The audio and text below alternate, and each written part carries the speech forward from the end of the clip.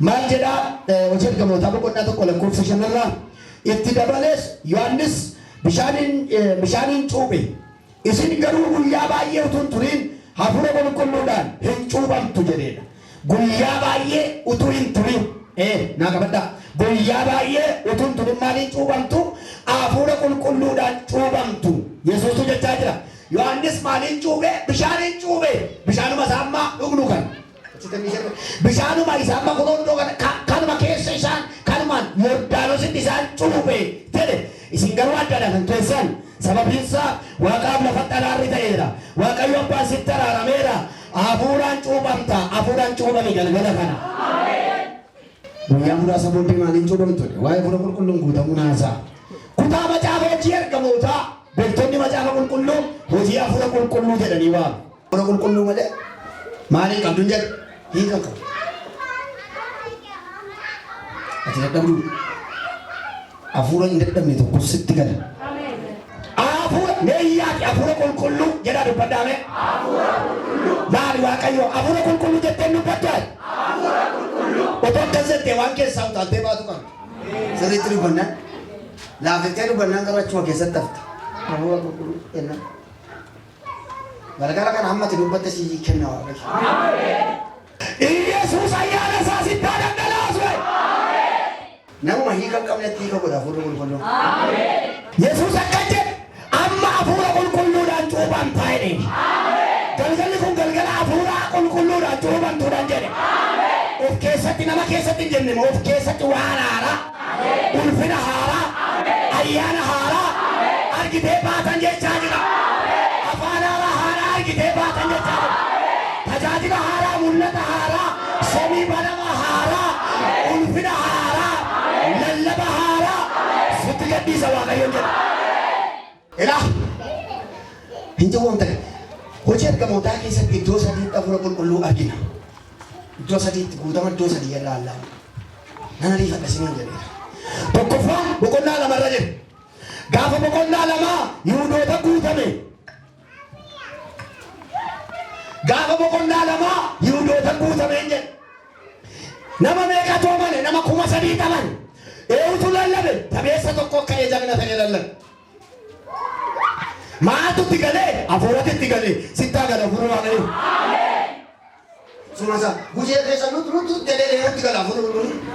Hallelujaa si jechisiisa. Suma isa dadhabaa ani beeka kanaadha. Atu takka baay'een beeku waltajjii kana leena sodaadhee suma jedhu lallabsiisa hafuurri namatti galee. Hafuurri akkasii galgala kana sittaa galee jedha. Ela Petroosuma isa sodaadhaa isa ganaa sana hafuurri qulqulluun lallabsiise. Gaaf sana namoota irratti bu'e hafuurri Waaqayyoo samiin banamee ursaan samii irratti taa'ee jedha macaafni har'a galgalaa samiin duumessaa isiif haroo bu'e. Petroos gantuu ture. Nama Waaqayyoon gale ture, nama dubartii sodaate ture. Garuu gaaf sana ayyaana dhufe gaafa ayyaanni dhufe wallaalaan beekaata. Gaafa ayyaanni dhufe caljedhaan dubbataata. Gaafa ayyaanni dhufe ayyaanni nama dudubbachiisa. Warra 11 irratti afaan haaraatu roobee jedha. Galgala kana afaan haaraa sirratti haaroo. Haala afaan haaraa dubbatatu. Maal afaan haaraa siin kennamu siif? Maal gogaan nu jilbeeffatee tu jettee kaata lafa afaan haaraa sitti agaddeessu Waaqayyo. Afaan haaraa kudha tokkoon isaanii afaan biyya adda addaa dubbatu. Inni tokko Ingilizii haasaa, inni tokko Giriikii haasaa, inni tokko Intini haasaa. Maal jedha afaan haaraan isaanii? Yesuus inni isin awwaaltan ka'eera amanaa jedha. Maaliin ijaan hin machoofte yoo jedhan hin macheesse hafuurri Waaqayyo. Hafuurri qulqulluun si haa macheessu. Kaasana nama 3,000 amanee jedha macaafni biyya kana kan booji'u biyya kana kan amansiisu nama kan jilbeeffachiisu ayyaanni akkasii siif haa kennamu. Lafa raasaniidha macaafni boqonnaa 4 dubbifadha hojii ergamootaa. Waaqayyo akkuma isaan kadhannaa xumuraniin lafa raaseedha. Galgala kana diina keetiin lafa raasu Waaqayyo. Ayyaanni goodaa kana nama qabee jiru sitti haa gadhiifamu. Akkas ta'a amma gara fuuldura kanaatti ayyaana akkasii dhufa waldaa gala. Ilaalaa dhaqa sana macheessee fida seetan. Ayyaana akkasii fida Waaqayyo. Ayyaana biyya kana macheessu fida Waaqayyo. Ayyaana seetanaan lafa garagashu fida Waaqayyo. Ayyaana akkasii fida.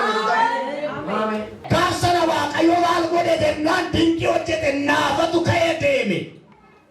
Takka ture hafuura qulqulluu eessatti argina? Mana qarna lawasitti argina boqonnaa 10 irratti. Mana namaa sinna qabaabesh.